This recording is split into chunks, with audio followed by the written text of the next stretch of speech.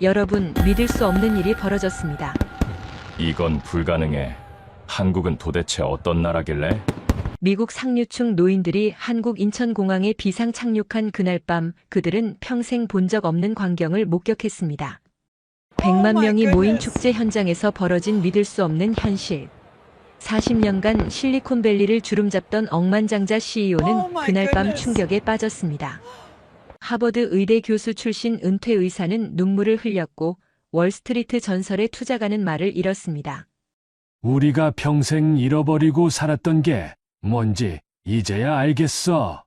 이 충격적인 영상은 CNN을 통해 전 세계로 퍼져나갔고 미국 사회는 격렬한 논쟁에 휩싸였습니다. 그날 밤 한강에서 대체 무슨 일이 있었던 걸까요?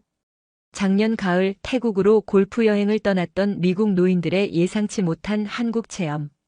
그 놀라운 사연을 지금 바로 들어보겠습니다. 시작에 앞서 좋아요와 구독 눌러주시면 한국의 더 많은 이야기를 소개하는 데에 큰 힘이 됩니다. 안녕하세요. 저는 로버트 핸더슨입니다. 올해 73세이고요. 실리콘밸리에서 반도체 회사를 운영하다 5년 전 은퇴했습니다. 작년 가을 저는 오랜 친구들과 함께 특별한 여행을 계획했습니다. 대학 동창 6명이 모여 태국 푸켓의 고급 골프 리조트로 떠나는 황혼 여행이었죠. 모두 비슷한 나이대의 은퇴자들이었습니다. 하버드 의대 교수였던 데이비드, 월스트리트에서 40년 일한 투자 전문가 마이클, 로펌 파트너였던 제임스까지. 우리는 각자의 분야에서 성공했고 이제는 여유로운 노후를 즐기는 중이었습니다. 로스앤젤레스 공항에서 출발한 전세기는 쾌적했습니다. 12인승 비즈니스 제트기였는데 우리 일행과 승무원 몇 명이 전부였죠. 편안한 가죽 시트에 앉아 샴페인을 마시며 골프 이야기를 나누던 그때까지만 해도 모든 게 완벽했습니다. 태평양을 건너 약 7시간쯤 비행했을 때였습니다. 갑자기 기체가 미세하게 흔들리기 시작했습니다. 처음에는 난기류련이 했는데 기장의 목소리가 기내 방송으로 흘러나왔습니다. 유압 시스템의 이상 신호가 감지되었고 안전을 위해 가장 가까운 국제공항에 비상 착륙하겠다는 내용이었습니다. 가장 가까운 공항은 한국의 인천국제공항이었습니다. 우리는 서로 얼굴을 마주봤지만 크게 당황하지는 않았습니다. 이 정도 나이가 되면 웬만한 일에는 놀라지 않게 되거든요. 다만 한국이라는 나라에 대해서는 아는 게 별로 없었습니다. K-팝이니 삼성이니 하는 것들을 뉴스에서 본 적은 있지만 직접 가본 적은 없었죠. 비행기는 안전하게 인천공항에 착륙했습니다. 공항 관계자들이 신속하게 대응했고 우리는 입국 심사를 거쳐 대기실로 안내받았습니다.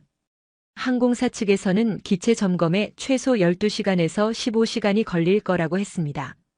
다음 날 오후쯤 다시 출발할 수 있을 거라는 설명이었죠. 공항 직원이 정중하게 물었습니다. 근처 호텔을 예약해 드릴까요? 아니면 공항 라운지에서 대기하시겠습니까? 우리는 당연히 호텔을 선택했습니다. 73세 노인이 공항 의자에서 밤을 새울 수는 없는 노릇이니까요. 공항에서 호텔까지 가는 차 안에서 저는 창밖을 바라봤습니다. 깔끔하게 정비된 도로, 질서정연하게 달리는 차들, 현대적인 건물들이 눈에 들어왔습니다. 생각보다 훨씬 발전된 도시였습니다. 솔직히 말하자면 저는 아시아 국가들에 대해 편견이 있었습니다. 미국보다는 못할 거라는, 어딘가 불편하고 낙후되어 있을 거라는 선입견 말이죠. 호텔에 도착했을 때는 저녁 6시쯤이었습니다. 체크인을 마치고 방에 짐을 풀었습니다. 동료들은 피곤하니 방에서 쉬겠다고 했지만 저는 잠이 오지 않았습니다. 시차 적응도 안 된 상태였고 뭔가 답답한 기분이 들었죠. 로비로 내려가 컨시어지 데스크에 물었습니다. 이 근처에 저녁에 구경할 만한 곳이 있냐고요. 젊은 직원이 환하게 웃으며 대답했습니다. 오늘 한강에서 세계 불꽃 축제가 열린다고 했습니다. 여의도까지는 차로 30분 정도 거리이고 세계 각국의 불꽃팀들이 참가하는 큰 행사라고 설명했죠. 100만 명 정도가 모일 거라는 말도 덧붙였습니다. 100만 명이라는 숫자에 저는 속으로 코웃음을 쳤습니다. 미국에서 그 정도 인파가 모이면 어떤 일이 벌어지는지 너무나 잘 알고 있었거든요. 라스베이거스 음악축제에서는 총기 난사로 58명이 목숨을 잃었습니다. 보스턴 마라톤에서는 폭탄 테러로 수백 명이 다쳤죠. 미국에서 축제는 위험과 긴장의 다른 이름이었습니다. 하지만 달리 갈 곳도 없었고 호기심도 생겼습니다. 한국 사람들이 100만 명이나 모이는 축제를 어떻게 치르는지 한번 보고 싶었죠. 혹시 아수라장이 되는 걸 보게 될지도 모른다는 생각도 들었습니다. 그래서 택시를 타고 한강으로 향했습니다. 택시 기사는 영어를 거의 못했지만 친절했습니다. 여의도 한강공원이라고 말하자 고개를 끄덕이며 출발했죠. 차창 밖으로 서울의 야경이 펼쳐졌습니다. 고층 빌딩들 사이로 한강이 보였고 강변을 따라 이미 수많은 사람들이 모여 있었습니다. 가까워질수록 인파가 많아졌습니다. 저는 긴장하기 시작했습니다. 미국 같았으면 지금쯤 경찰 헬기가 상공을 맴돌고 무장 경비가 곳곳에 배치되어 있을 겁니다. 사람들은 초조하게 가방 검사를 받고 금속 탐지기를 통과하며 서로를 의심하는 눈빛으로 바라볼 겁니다. 하지만 한강은 달랐습니다. 택시에서 내려 강변으로 걸어가는데 사람들의 표정이 편안했습니다. 가족 단위로 돗자리를 펴고 앉아 있었고 아이들이 뛰어놀고 있었으며 연인들이 손을 잡고 산책하고 있었죠. 그 어디에도 긴장감이나 두려움은 보이지 않았습니다. 저는 그때 생각했습니다. 아직 축제가 시작 전이라 저렇게 여유로운 거겠지. 곧 사람들이 더 몰리면 상황이 달라질 거라고요. 하지만 제 예상은 완전히 빗나가게 됩니다. 강변에 도착했을 때 저는 제 눈을 의심했습니다. 이미 수십만 명이 자리를 잡고 있었는데 그 많은 사람들이 질서정연하게 앉아 있었습니다. 미국 같았으면 벌써 밀치고 소리 지르고 싸우는 사람들이 있었을 겁니다. 하지만 여기는 달랐습니다. 저는 천천히 인파 사이를 걸었습니다. 돗자리마다 가족들이 옹기종기 모여 앉아 치킨과 피자를 나눠 먹고 있었습니다. 아이들은 뛰어놀았지만 다른 사람의 자리를 침범하지 않았고 어른들은 조용히 이야기를 나누며 축제 시작을 기다리고 있었죠. 1시간쯤 걷다가 저는 벤치에 앉아 쉬기로 했습니다. 다리가 아팠거든요. 73세 노인이 이렇게 오래 걷는 건 무리였습니다. 벤치에 앉아 주변을 둘러보는데 옆자리에 한 중년 부부가 앉았습니다. 그들은 큰 가방에서 김밥과 과일을 꺼내 먹기 시작했습니다. 저는 그냥 앉아서 쉬고 있었는데 그 부인이 갑자기 제게 김밥 한 줄을 내밀었습니다. 처음에는 당황스러웠습니다. 미국에서는 낯선 사람이 음식을 건네는 일이 거의 없거든요. 부인은 간단한 영어로 말했습니다. 한국 음식입니다. 맛있어요.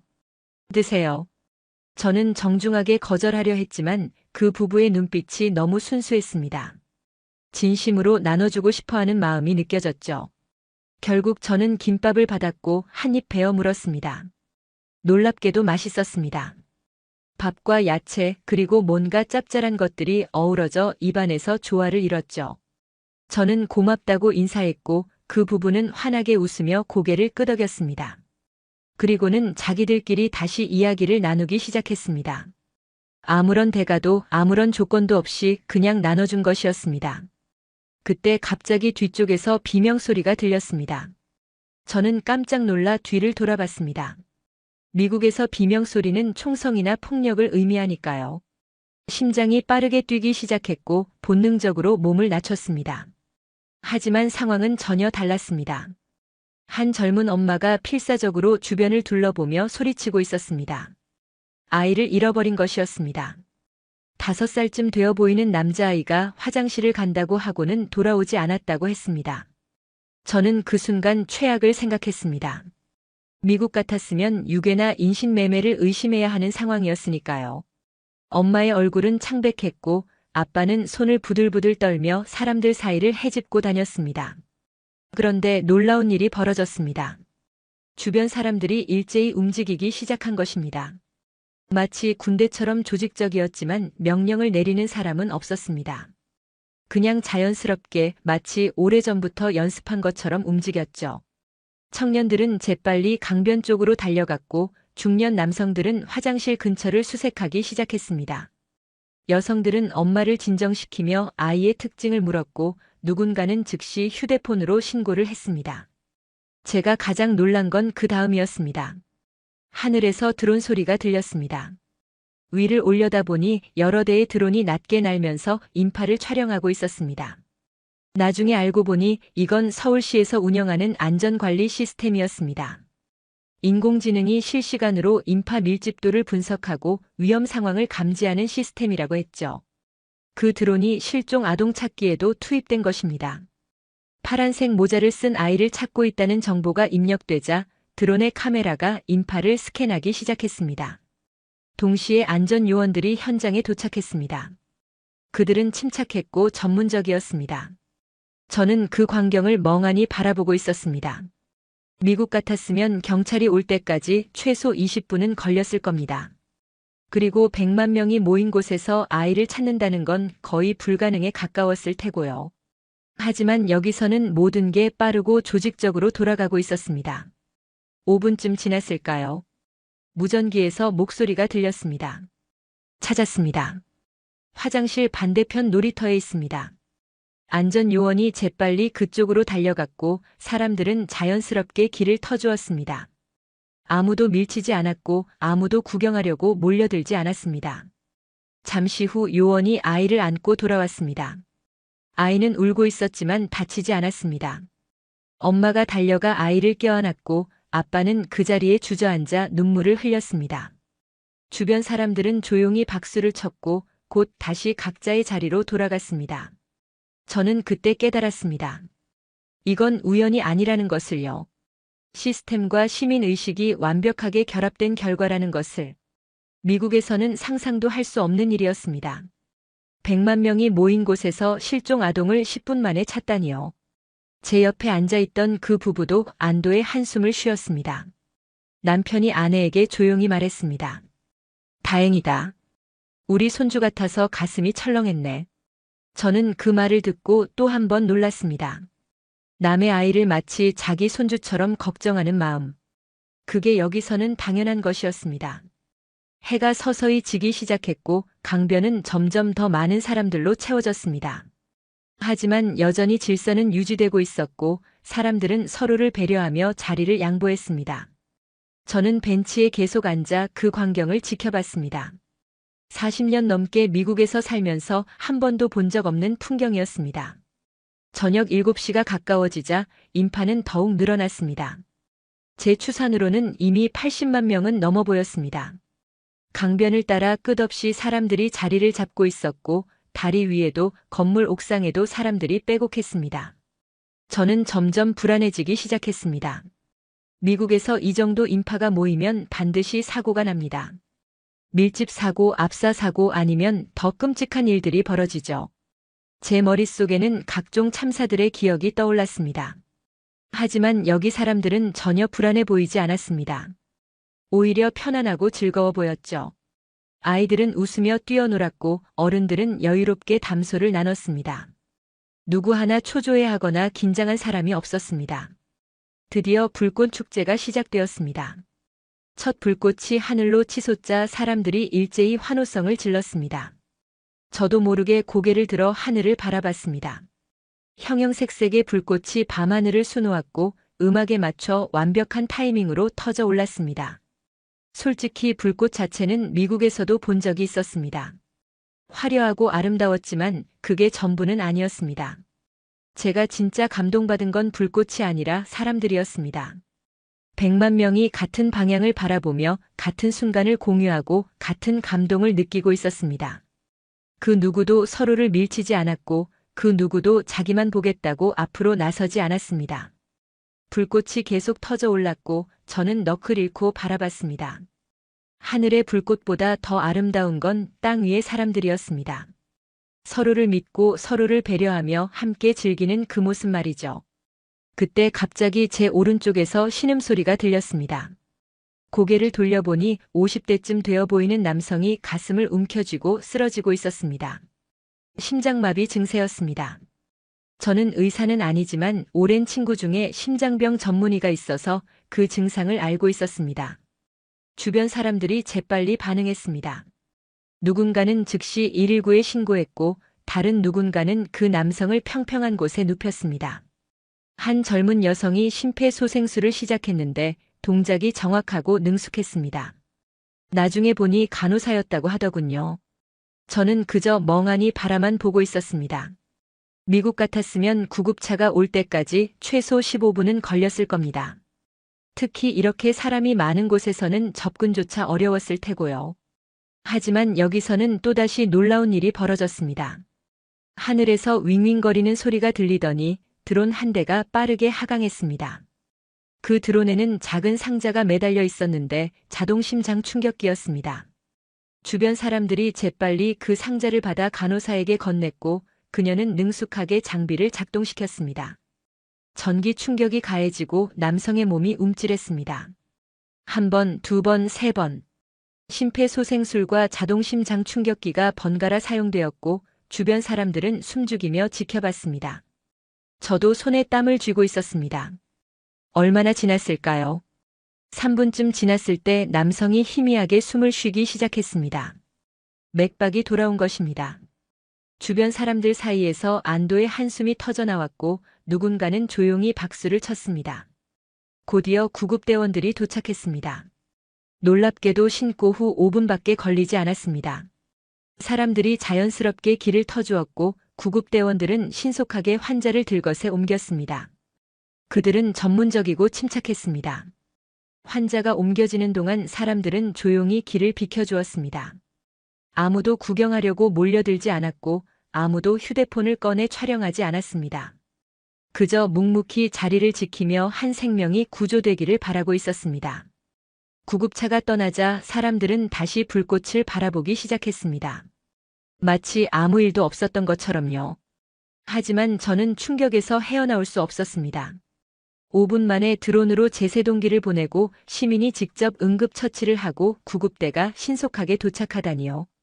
제 친구 데이비드는 하버드 의대 교수였습니다. 40년간 응급의학을 연구한 사람이죠. 그가 이 장면을 봤다면 뭐라고 했을까요? 아마 믿지 못했을 겁니다. 미국 최고의 병원 응급실보다 빠른 대응이 한강 강변에서 이루어지고 있었으니까요. 저는 그때 깨달았습니다. 이 나라는 기술만 발전한 게 아니라는 것을요. 시민들의 의식 수준, 사회 시스템, 그리고 서로에 대한 신뢰가 모두 함께 발전한 것이라는 걸요. 그래서 이런 기적 같은 일이 가능한 거였습니다. 불꽃은 계속 터져 올랐고 저는 더 이상 하늘을 보지 않았습니다. 대신 주변 사람들을 관찰했습니다. 그들의 표정, 행동, 분위기를요. 그리고 제가 평생 살아온 미국과 비교하기 시작했습니다. 미국에서는 축제가 끝나면 항상 뉴스에 사고 소식이 올라옵니다. 총격, 폭행, 압사, 도난. 항상 뭔가 문제가 생깁니다. 그래서 사람들은 축제를 즐기면서도 항상 긴장하고 항상 주변을 경계합니다. 축제는 즐거움과 동시에 위험이니까요. 하지만 여기는 달랐습니다. 사람들은 진심으로 편안해 보였습니다. 아이들을 안심하고 뛰어놀게 하고 노인들은 여유롭게 산책하고 젊은이들은 자유롭게 즐겼습니다. 두려움이 없었습니다. 서로를 믿었으니까요. 불꽃 축제가 끝난 건 밤 9시쯤이었습니다. 마지막 불꽃이 하늘에서 사라지자 사람들이 일제히 환호하며 박수를 쳤습니다. 저도 따라 박수를 쳤습니다. 정말 아름다운 광경이었으니까요. 그리고 저는 긴장하기 시작했습니다. 이제부터가 진짜 문제였습니다. 100만 명이 동시에 출구로 몰려들면 어떻게 될까요? 미국 같았으면 대혼란이 벌어집니다. 사람들은 서로 밀치고 소리 지르고 다툽니다. 압사 사고가 나기도 하고 아이들이 넘어져 다치기도 합니다. 저는 자리에서 일어나 주변을 살폈습니다. 혹시라도 위험한 상황이 벌어지면 빨리 피해야 했으니까요. 하지만 제 예상은 또다시 완전히 빗나갔습니다. 사람들이 일어나긴 했는데 아무도 서두르지 않았습니다. 오히려 천천히 여유롭게 움직였습니다. 그리고 더 놀라운 일이 벌어졌습니다. 사람들이 쓰레기를 줍기 시작한 것입니다. 처음에는 제 눈을 의심했습니다. 100만 명이 앉아있던 자리였습니다. 당연히 쓰레기가 넘쳐날 거라고 생각했죠. 하지만 사람들은 각자 비닐봉지를 꺼내 자기가 먹었던 음식 쓰레기를 담기 시작했습니다. 치킨 박스, 음료수 캔, 과자 봉지까지 하나하나 챙겼습니다. 그것만이 아니었습니다. 자기 쓰레기만 줍는 게 아니라 주변에 떨어진 쓰레기까지 주었습니다. 한 할아버지는 허리를 굽혀 담배꽁초를 주었고 젊은 여성은 바람에 날아간 휴지를 쫓아가 주워 담았습니다. 가장 충격적이었던 건 아이들이었습니다. 7, 8살쯤 되어 보이는 꼬마들이 작은 비닐봉지를 들고 열심히 쓰레기를 줍고 있었습니다. 부모가 시켜서가 아니라 스스로 하는 것 같았습니다. 한 꼬마는 깡통 하나를 주워서는 신나게 엄마에게 보여줬습니다. 저는 그 광경을 보며 눈시울이 뜨거워졌습니다. 73년을 살면서 이런 장면은 처음 봤습니다. 미국에서는 상상도 할 수 없는 일이었습니다. 축제가 끝나면 쓰레기 산이 남습니다. 청소업체가 며칠씩 걸려 치워야 하고 그 비용도 엄청납니다.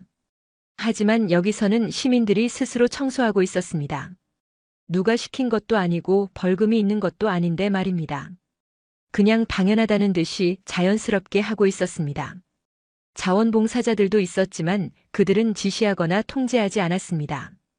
그저 큰 쓰레기 봉투를 들고 다니며 사람들이 모은 쓰레기를 받아주기만 했습니다. 그리고 고맙다고 인사하며 미소 지었습니다. 한 대학생쯤 되어 보이는 청년이 제 앞을 지나가며 물었습니다. 쓰레기 있으세요? 저는 당황해서 아니라고 했습니다. 사실 제 주머니에 사탕 껍질이 하나 있었는데 너무 부끄러워서 말하지 못했습니다. 그 청년은 웃으며 지나갔고 저는 몰래 주머니에서 껍질을 꺼내 근처 쓰레기통에 버렸습니다. 30분쯤 지났을까요? 제가 서 있던 자리 주변이 깨끗해지기 시작했습니다. 아까만 해도 수천 명이 앉아 있던 곳이었는데 이제는 쓰레기 하나 보이지 않았습니다. 심지어 잔디도 눌려 있지 않았습니다. 사람들이 조심스럽게 앉아 있었던 거죠. 저는 믿을 수 없어서 무릎을 꿇고 잔디를 만져봤습니다. 정말로 깨끗했습니다. 작은 휴지 조각 하나, 담배꽁초 하나 없었습니다. 100만 명이 몇 시간 동안 앉아 있었던 곳이라고는 믿기지 않을 정도였습니다. 저는 천천히 강변을 걸으며 주변을 둘러봤습니다. 어디를 가도 마찬가지였습니다. 사람들은 조용히 쓰레기를 챙기고 분리수거를 하고 서로 양보하며 출구로 향했습니다. 아무도 서두르지 않았고 아무도 밀치지 않았습니다. 한 외국인 관광객이 제 옆을 지나가며 혼잣말을 했습니다. 믿을 수가 없어. 이게 진짜야? 저도 같은 생각이었습니다. 이게 과연 현실일까? 꿈을 꾸는 건 아닐까? 미국에서 40년 넘게 기업을 경영하며 저는 많은 것을 배웠습니다. 효율, 생산성, 경쟁력. 그런 것들이 성공의 핵심이라고 믿었죠. 하지만 오늘 밤 한강에서 본 것은 그런 게 아니었습니다. 신뢰였습니다. 서로를 믿는 마음. 내 이웃이 나를 해치지 않을 거라는, 우리가 함께 살아가고 있다는 그 믿음. 그게 이 모든 것을 가능하게 만들었습니다. 기술이나 시스템이 아니라 사람과 사람 사이의 신뢰 말입니다. 저는 그때 깨달았습니다. 미국이 잃어버린 게 무엇인지를요. 우리는 너무 오랫동안 서로를 의심하며 살아왔습니다. 총을 사고 경비를 고용하고 담을 높이 쌓으면서 살았습니다. 이웃을 잠재적 위험으로 봤고 타인을 믿지 못했습니다. 하지만 여기 사람들은 달랐습니다. 그들은 서로를 믿었습니다. 그래서 아이를 안심하고 놀게 할 수 있었고 응급 상황에서 협력할 수 있었으며 축제가 끝나면 함께 청소할 수 있었습니다. 신뢰가 모든 것의 기반이었습니다. 저는 호텔로 돌아가지 않고 계속 한강을 걸었습니다. 이미 밤 10시가 넘었지만 강변에는 여전히 많은 사람들이 있었습니다. 축제는 끝났지만 사람들은 떠나지 않고 있었습니다. 벤치마다 사람들이 앉아 이야기를 나누고 있었고 잔디밭에서는 젊은이들이 기타를 치며 노래를 부르고 있었습니다. 편의점에서 산 맥주와 치킨을 먹으며 즐거운 시간을 보내고 있었죠. 저는 한 편의점에 들어갔습니다. 목이 말랐거든요. 물을 사려고 냉장고를 열었는데 종류가 너무 많아서 어떤 걸 골라야 할지 몰랐습니다. 한참을 고민하고 있는데 점원이 다가와 간단한 영어로 도와줬습니다. 물을 계산하고 나오는데 밖에 벤치에 앉아있는 노부부가 보였습니다. 70대쯤 되어 보이는 할머니와 할아버지였는데 손을 꼭 잡고 강물을 바라보고 있었습니다. 저도 모르게 그 옆 벤치에 앉았습니다. 할아버지가 저를 보더니 웃으며 고개를 끄덕였습니다. 저도 따라 웃으며 인사했죠. 그리고는 서로 말없이 강물을 바라봤습니다. 강 건너편 빌딩들에 불이 켜져 있었고 물에 반사된 불빛이 아름다웠습니다. 얼마나 앉아 있었을까요? 할머니가 가방에서 귤 하나를 꺼내 제게 건넸습니다. 오늘 두 번째로 낯선 사람에게 음식을 받는 순간이었습니다. 저는 이번에는 거절하지 않았습니다. 고맙다고 인사하고 귤을 받았습니다. 귤 껍질을 까며 저는 주변을 둘러봤습니다. 밤 11시가 다 되어 가는데도 가족 단위 관광객들이 여전히 산책하고 있었습니다. 어린아이를 데리고 나온 부부도 있었고 유모차를 끌고 다니는 젊은 엄마도 보였습니다. 미국 같았으면 상상도 못할 일이었습니다. 밤 11시에 도심 한복판 공원에서 아이와 산책한다고요? 그건 자살 행위나 마찬가지입니다. 강도를 만날 수도 있고 총격 사건에 휘말릴 수도 있습니다. 미국에서 밤은 위험의 시간입니다. 하지만 여기는 달랐습니다. 사람들은 전혀 두려워하지 않았습니다. 젊은 여성들이 혼자서 조깅하고 있었고 대학생들은 돗자리를 펴고 앉아 공부하고 있었습니다. 심지어 혼자 산책하는 노인들도 많았습니다. 저는 그게 가장 부러웠습니다. 밤에도 안전하다는 것, 어두워져도 두렵지 않다는 것, 총을 들고 다닐 필요가 없다는 것, 이웃을 의심하지 않아도 된다는 것, 그게 얼마나 대단한 일인지 미국인들은 모를 겁니다. 강변을 따라 계속 걸었습니다. 곳곳에 24시간 편의점이 있었고 사람들은 자유롭게 드나들며 음식과 음료를 샀습니다. 배달 오토바이도 쉴 새 없이 지나갔습니다. 밤인데도 도시는 살아있었습니다. 한 다리 밑에서는 청년들이 춤 연습을 하고 있었습니다. 스피커에서 음악이 흘러나왔고 그들은 땀을 흘리며 동작을 맞추고 있었습니다. 지나가던 사람들이 잠시 멈춰서서 구경했고 박수를 쳐줬습니다. 저도 잠시 멈춰서서 그들을 바라봤습니다. 젊은이들의 열정, 꿈을 향한 노력, 그리고 그걸 안전하게 할 수 있는 환경.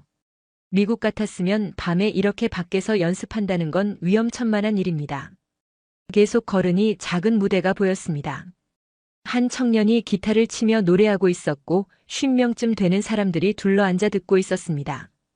조용하고 평화로운 분위기였습니다. 저도 뒤쪽에 서서 들었습니다. 노래는 한국어였지만 멜로디가 아름다웠습니다. 사람들은 조용히 듣다가 노래가 끝나면 박수를 쳤습니다. 어떤 이는 모자에 동전을 넣어주기도 했습니다. 청년은 고맙다고 인사하며 다음 곡을 불렀습니다. 저는 그 광경을 보며 또다시 눈시울이 뜨거워졌습니다.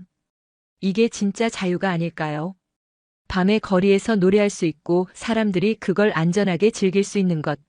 총소리 걱정 없이, 범죄 걱정 없이 그냥 음악만 들을 수 있는 것 말입니다. 미국에서 우리는 자유를 외칩니다. 총을 소유할 자유, 말할 자유, 행동할 자유. 하지만 정작 밤에 공원을 산책할 자유는 없습니다. 아이와 함께 축제를 즐길 자유도 없습니다. 항상 불안하고 항상 경계해야 하니까요. 그런데 여기서는 진짜 자유가 있었습니다. 두려움 없는 자유. 서로를 믿을 수 있는 자유. 밤에도 안전한 자유. 그게 진정한 자유가 아닐까요?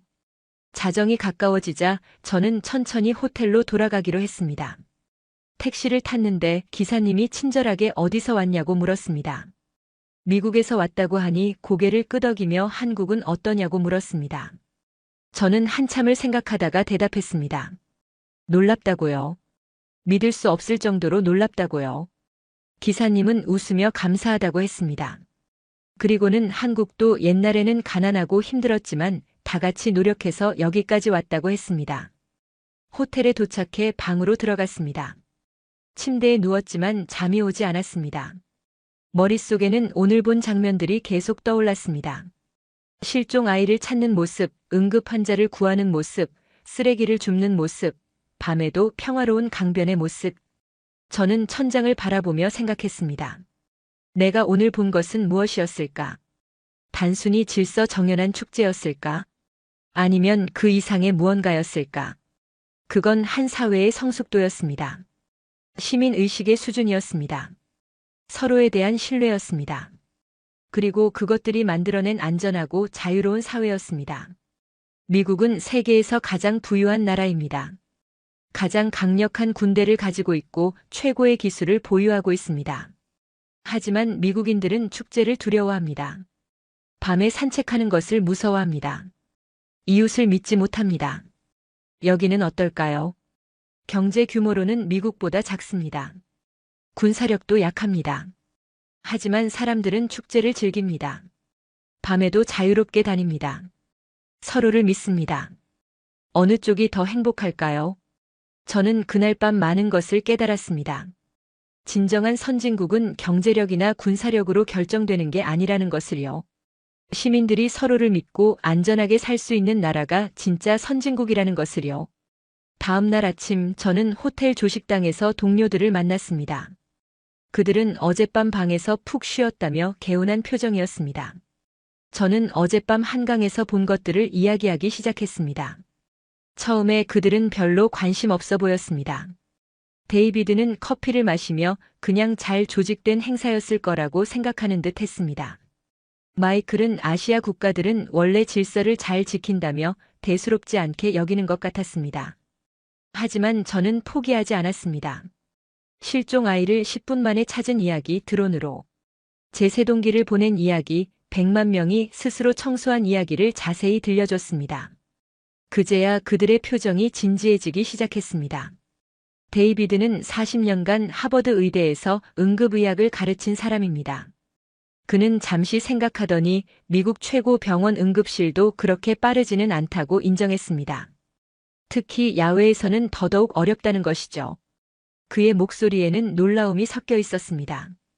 제임스는 변호사 출신답게 현실적인 의문을 가졌습니다. 법적 책임은 어떻게 되는 것인지, 시민이 응급처치하다 문제가 생기면 어떻게 되는지 궁금해했습니다. 저는 그건 모르겠다고 했습니다.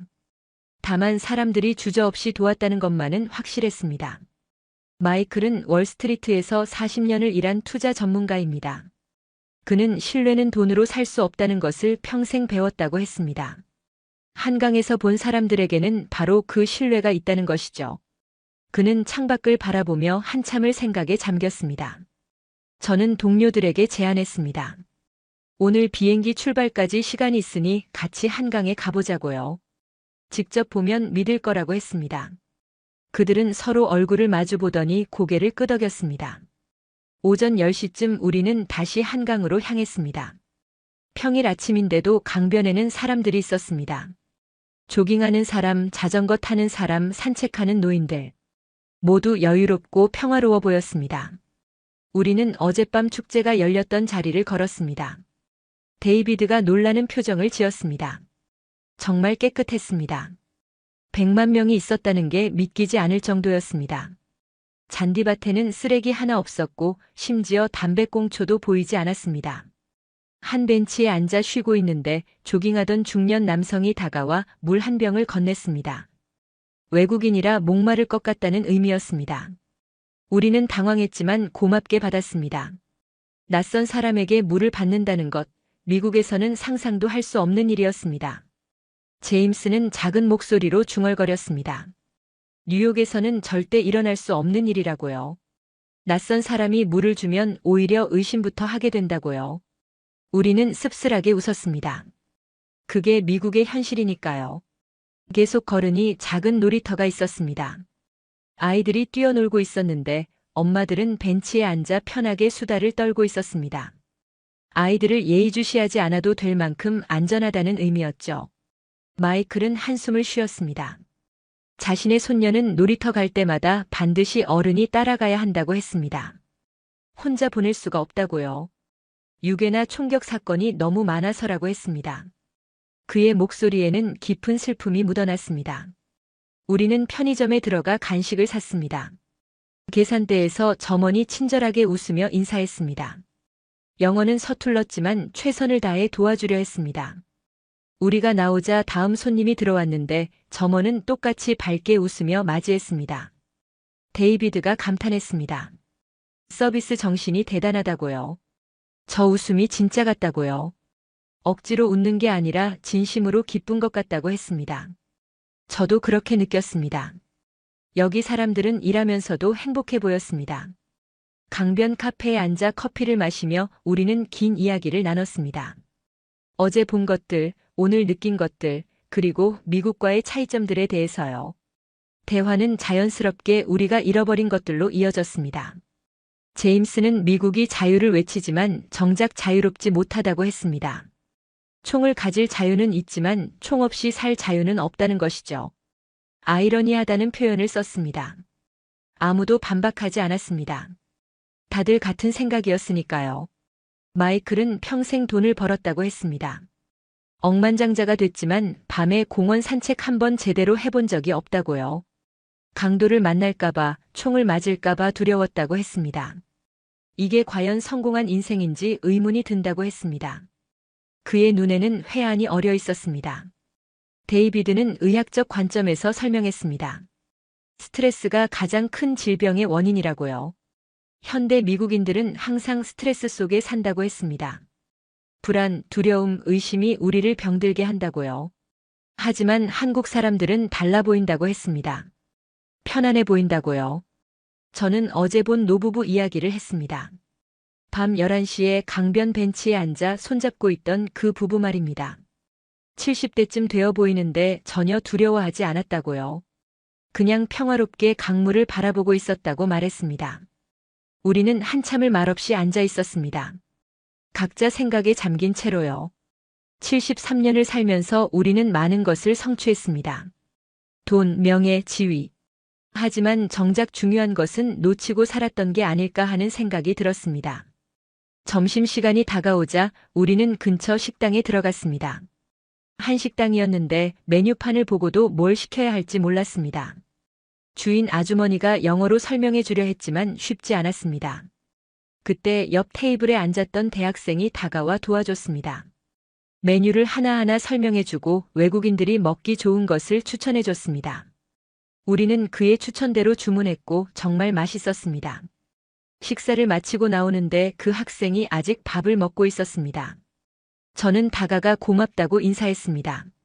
그는 웃으며 별말씀을 다 한다는 표정을 지었습니다. 한국에 온 것을 환영한다는 말도 덧붙였습니다. 우리 4명은 식당을 나와 천천히 강변을 걸었습니다. 아무 말 없이 그냥 걸었습니다. 각자 머릿속으로 많은 생각을 하고 있었을 겁니다. 미국으로 돌아가면 무엇이 기다리고 있을까? 우리는 무엇을 바꿀 수 있을까? 오후 3시쯤 우리는 공항으로 향했습니다. 비행기 출발 시간이 5시였기 때문에 서둘러야 했습니다. 택시를 타고 가는 동안 우리는 계속 창밖을 바라봤습니다.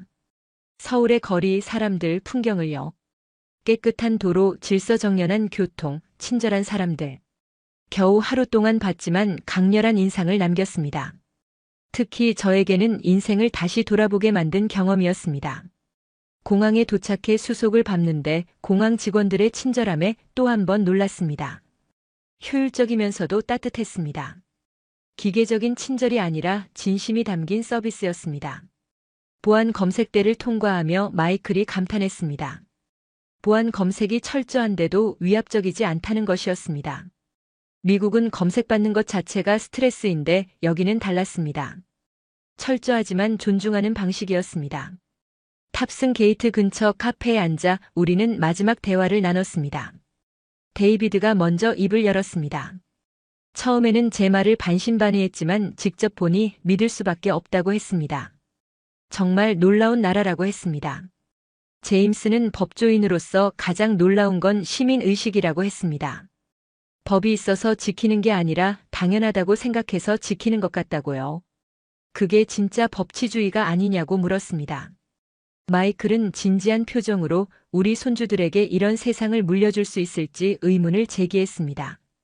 총 없이도 안전하고 서로 믿을 수 있는 세상. 미국은 너무 멀리 와버린 게 아니냐고 물었습니다. 그의 목소리에는 깊은 걱정이 묻어났습니다. 저는 조용히 대답했습니다. 늦지 않았다고요. 한국도 옛날에는 가난하고 힘들었다고 들었습니다. 하지만 함께 노력해서 여기까지 왔다고요. 우리도 할 수 있지 않겠냐고 말했습니다. 물론 쉽지는 않겠지만요. 탑승 안내 방송이 나왔습니다. 우리는 자리에서 일어나 게이트로 향했습니다. 비행기에 오르기 전 저는 마지막으로 공항 밖을 바라봤습니다. 저 멀리 서울의 빌딩들이 보였습니다. 짧은 하루였지만 제 인생에서 가장 강렬한 경험이었습니다. 73년을 살며 많은 것을 봤지만 어젯밤 한강에서 본 것만큼 충격적인 건 없었습니다. 한 사회가 어떻게 성숙할 수 있는지, 사람들이 어떻게 함께 살 수 있는지를 배웠습니다. 비행기가 이륙했습니다. 창밖으로 서울이 점점 작아졌습니다. 저는 노트북을 꺼내 오늘의 경험을 정리하기 시작했습니다. 이걸 꼭 기록으로 남겨야겠다고 생각했습니다. 그냥 제 기억 속에만 두기에는 너무 아까운 이야기였으니까요. 데이비드가 제가 무엇을 쓰는지 궁금해했습니다. 저는 우리가 본 것들을 정리하고 있다고 했습니다. 미국 사람들도 알아야 할 것 같다고요. 그는 고개를 끄덕이며 동의했습니다. 사람들이 알아야 한다고요. 다른 방식이 가능하다는 것을요. 저는 계속 키보드를 두드렸습니다. 실종 아이 이야기, 응급환자 이야기, 자발적 청소 이야기, 밤의 안전한 한강 이야기. 하나하나 꼼꼼히 적어 내려갔습니다. 누가 봐도 믿을 수 있도록 구체적으로 적었습니다. 마이클이 저를 보며 제안했습니다. SNS에 올려보라고요. 사람들 반응이 궁금하다고요. 저는 잠시 고민했습니다. 73세 노인이 SNS를 한다는 게 어색했지만 이 이야기는 꼭 퍼뜨려야 한다고 생각했습니다. 반응은 예상보다 빨랐습니다. 몇 시간 만에 수백 개의 댓글이 달렸고 공유도 수천 번 되었습니다. 사람들은 놀라워했고 믿기 어렵다고 했으며 직접 가보고 싶다고 했습니다. 하지만 일부는 의심했습니다. 과장이라고, 가짜라고, 정부 선전이라고 주장하는 사람들도 있었습니다. 저는 그들을 탓하지 않았습니다. 저도 직접 보기 전까지는 믿지 못했을 테니까요. 며칠 후 의외의 연락이 왔습니다. CNN에서 인터뷰 요청이 들어온 것입니다. 제 SNS 글이 바이럴되면서 언론의 관심을 끈 것이었습니다. 저는 흔쾌히 승낙했습니다. 더 많은 사람들이 알아야 한다고 생각했으니까요. 얼마 뒤 기자와 인터뷰를 진행했습니다. 그리고 한강에서 본 것들을 있는 그대로 이야기했습니다. 실종 아이, 응급환자, 자발적 청소, 밤의 안전. 하나도 빠뜨리지 않고 말이죠. 기자는 처음에는 회의적인 표정이었습니다. 정말 그런 일이 가능하냐고 물었습니다. 저는 제 눈으로 직접 봤다고 함께 간 3명의 친구들도 모두 증인이라고 답했습니다. 인터뷰 방송이 나간 후 반응은 폭발적이었습니다. 미국 전역에서 논쟁이 벌어졌습니다. 보수파는 문화가 다르다고 했고 진보파는 총기 규제를 주장했습니다. 하지만 가장 큰 목소리는 평범한 시민들에게서 나왔습니다. 사람들은 묻기 시작했습니다. 왜 우리는 안 되는가? 왜 우리는 축제를 두려워해야 하는가? 왜 우리는 이웃을 믿지 못하는가? 미국이 잃어버린 것은 무엇인가? 저는 그 질문들을 보며 생각했습니다. 제가 한강에서 본 것은 단순한 질서가 아니었습니다. 그것은 신뢰였고 성숙함이었으며 함께 살아가는 방법이었습니다. 인터뷰 방송 이후 제 삶은 완전히 바뀌었습니다. 수많은 언론사에서 연락이 왔고 강연 요청도 쏟아졌습니다. 처음에는 부담스러웠지만 이 이야기를 더 많은 사람에게 전해야 한다는 사명감이 들었습니다. 우리 4명은 정기적으로 만나 이야기를 나눴습니다. 한강에서 본 것들, 미국이 배워야 할 것들, 우리가 할 수 있는 것들에 대해서요. 73세 노인들이지만 아직 할 일이 많다고 느꼈습니다. 몇 주 후 놀라운 일이 벌어졌습니다. 여러 도시에서 한국식 축제 안전관리를 도입하겠다고 발표한 것입니다. 시애틀, 샌프란시스코, 보스턴. 드론 활용, 인공지능 인파관리, 시민 안전교육 등을 검토하기 시작했습니다. 물론 반발도 있었습니다. 보수 진영에서는 문화가 다르다고 주장했고 일부는 감시 사회가 될 거라며 반대했습니다. 하지만 점점 더 많은 사람들이 변화를 원했습니다. 제가 가장 기뻤던 순간은 한 어머니로부터 편지를 받았을 때였습니다. 그녀는 제 이야기를 듣고 용기를 얻어 아이와 함께 동네 축제에 갔다고 했습니다. 5년 만에 처음이었다고요. 총격 사고가 두려워 피했었는데 이제는 조금씩 변화를 시도해보고 싶다고 했습니다. 또 다른 편지는 은퇴한 교사로부터 왔습니다. 그녀는 30년간 학생들에게 안전교육을 했지만 항상 두려움을 가르쳤다고 고백했습니다. 낯선 사람을 조심하라, 밤에는 나가지 마라, 항상 경계하라. 하지만 제 이야기를 듣고 생각이 바뀌었다고 했습니다. 신뢰도 가르쳐야 한다고요. 저는 그 편지들을 읽으며 눈물을 흘렸습니다. 제가 한강에서 느꼈던 감동이 조금씩이나마 다른 사람들에게도 전달되고 있었습니다. 변화는 느리지만 분명히 시작되고 있었습니다. 요즘 저는 다시 한국에 가고 싶다는 생각을 자주 합니다. 이번에는 제대로 준비해서 더 많은 것을 보고 배우고 싶습니다. 손주들도 데려가고 싶습니다. 직접 보여주고 싶습니다. 세상이 꼭 두렵고 위험한 곳만은 아니라는 것을요. 언젠가 미국도 그렇게 되기를 바랍니다. 축제가 두려움이 아니라 즐거움이 되는 날, 밤이 위험이 아니라 자유가 되는 날, 이웃이 위협이 아니라 친구가 되는 날을 꿈꿉니다. 오늘 사연은 여기까지입니다. 억만장자를 울린 한강의 밤 스토리 어떠셨나요? 사연의 주인공에게 응원의 댓글을 남겨주세요. 지금까지 감동정거장에서 사연 전해드렸습니다. 사연이 마음에 드셨다면 좋아요와 구독 부탁드립니다. 시청해주셔서 감사합니다. 감사합니다. 감사합니다. 감사합니다.